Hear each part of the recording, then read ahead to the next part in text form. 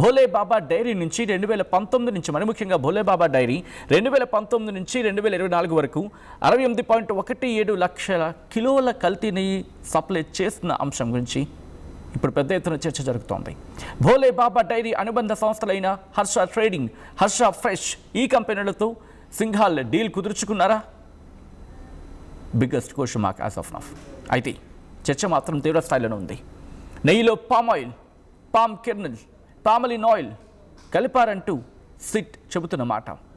నెయ్యి సువాసన వచ్చేందుకు కెమికల్స్ మిక్సింగ్ జరిగిందంటూ కూడా తన రిపోర్ట్లో చెప్పుకొచ్చింది. ల్యాబ్ టెస్టుల్లో బయటపడిన ఇతర నూనెల నమూనాల గురించి మాట్లాడుకుంటున్న క్రమం. ఎగ్మార్క్ స్పెషల్ ట్రేడ్ ఆవు నెయ్యి ముసుగులో కల్తీ లడ్డూలు తయారీ జరిగాయా అంటే అవునని అంటోంది సిట్. నెల్లూరు ఏసీబీ కోర్టులో ఫైనల్ ఛార్జ్ షీట్ దాఖలు చేసింది సిట్. ఫైనల్ ఛార్జ్ షీట్లో 53-54 పేజీల్లో స్పష్టం చేసిన అంశాన్ని సిట్.